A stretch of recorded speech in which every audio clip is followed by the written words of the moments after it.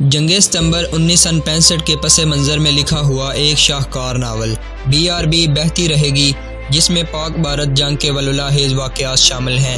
Novel شروع کرنے سے پہلے آپ سے گزارش ہے کہ ہمارے چینل ورلڈ آف ناول کو سبسکرائب کیجئے اور بیل آئیکن کو پریس کیجئے تاکہ ہر آنے والی ویڈیو آپ تک بآسانی پہنچ سکے۔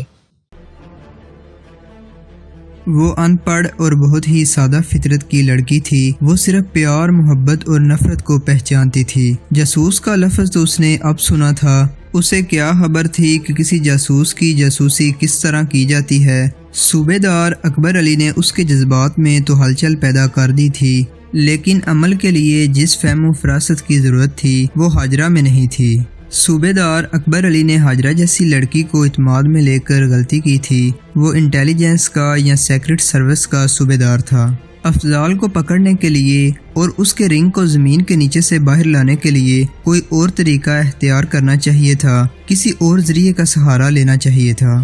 اسے معلوم نہیں تھا کہ حاجرہ نے افضال کو ایک بڑے خوبصورت اسیب کی طرح اپنے اوپر غالب کر رکھا ہے۔ حوالدار متین لیفٹیننٹ اقبال نے CMH لاہور کے ایک کمرے میں بیڈ پر لیٹے لیٹے کہا، گھبرانا مت، ہوش ٹھکانے رکھ کر فائر آرڈر دینا۔ زخمی ہو تو ہم کو پکارو، ہم آئیں گے، شہید ہو جاتے ہو تو پرواہ نہیں، ہم آئیں گے۔ وہ دھیمی آواز میں بڑبڑا رہا تھا۔ اچانک اس کی آواز بلند ہو گئی، ہم آئیں گے، گھبرانا نہیں، میں آؤں گا دشمن۔ اس کی آواز اور زیادہ بلند ہو گئی، پاکستان کا دشمن، انڈیا، بولا ہندوستان۔ اقبال کے دانت پس رہے تھے، اس کا سر اور آدھا چہرہ پٹیوں میں لپٹا ہوا تھا۔ وہ چپ ہو گیا۔ نرس خاموشی سے کھڑی دیکھ رہی تھی۔ اقبال کی ماں، اس کا باپ، شمع اور اس کی چھوٹی بہن اقبال کے ارد گرد کھڑی تھی۔ سب کے آنسو بہہ رہے تھے۔ یہ سب جب اقبال کے کمرے میں داخل ہوئے تھے تو وہاں وہی منظر بن گیا تھا جو لیفٹیننٹ لطیف کے کمرے میں اس وقت بنا ہوا تھا۔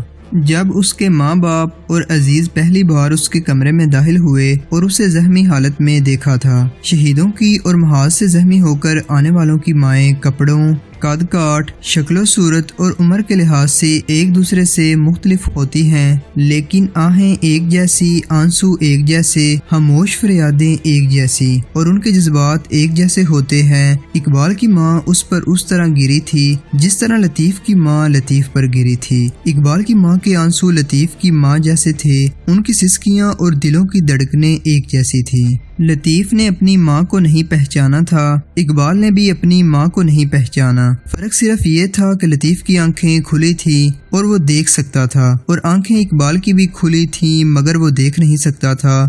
وہ اپنے گال پر جس پر پٹیاں نہیں بندھی ہوئی تھی اپنی ماں کے ہونٹوں کا لمس محسوس ہی نہیں کر رہا تھا۔ ماں کے آنسو اس کے سر اور آدھے چہرے پر لپٹی ہوئی پٹیوں میں جذب ہو رہے تھے۔ ڈاکٹر کیا کہتے ہیں؟ اقبال کی ماں نے نرس سے پوچھا، جو اقبال کے بیڈ کارڈ پر کچھ لکھ رہی تھی۔ ٹھیک ہو جائیں گے، نرس نے آہ بھر کر جواب دیا۔ لیکن یہ جو باتیں کر رہا ہے، ماں نے کہا، یہ تو ایسے ہے جیسے تیز بخار سر کو چڑھ جاتا ہے۔ یہ بخار نہیں خالہ جان، نرس نے کہا، محاذ سے جو زخمی آتا ہے اس کی ذہنی حالت بالکل ایسی ہی ہوتی ہے۔ وارڈوں میں جا کر دیکھیں، آپ سمجھیں گی جیسے آپ محاذ پر آ گئی ہوں۔ آپ گھبرائیں نہیں، ان کی ذہنی کیفیت ٹھیک ہو جائے تو زخم جلدی ٹھیک ہو جائیں گے۔ ابھی ان کا ذہن محاذ پر لڑ رہا ہے، کیا ہم رات کو اس کمرے میں رہ سکیں گے؟ اقبال کے باپ نے نرس سے پوچھا اور اسے بتایا، ہم وزیر آباد سے آئے ہیں۔ سب نہیں، نرس نے جواب دیا، آپ میں سے کوئی ایک رہ سکتا ہے۔ آپ ان کی فکر نہ کریں، ان کی دیکھ بھال اور تیمارداری ایسے ہی ہوتی ہے جیسے ماں اپنے بچے کی کرتی ہے۔ دن کو آپ سب آ سکتے ہیں۔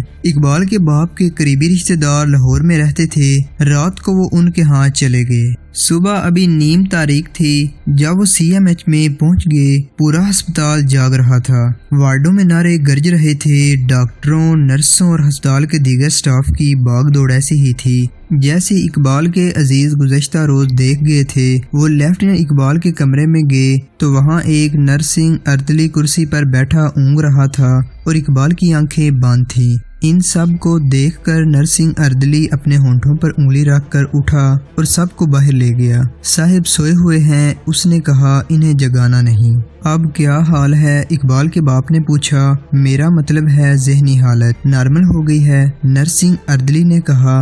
رات تقریباً 2 بجے انہوں نے پوچھا تھا کہ میرے گھر سے کوئی نہیں آیا؟ آپ برآمدے میں بیٹھیں، ان کے جاگنے پر میں آپ کو بلا لوں گا۔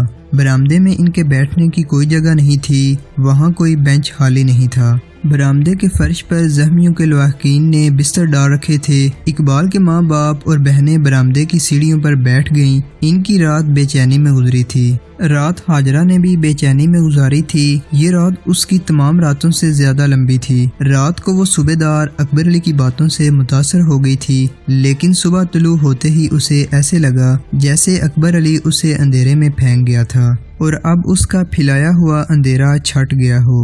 افضال جاسوس نہیں ہو سکتا، تیر کی طرح یہ خیال آیا، اس کے ذہن میں اتر گیا۔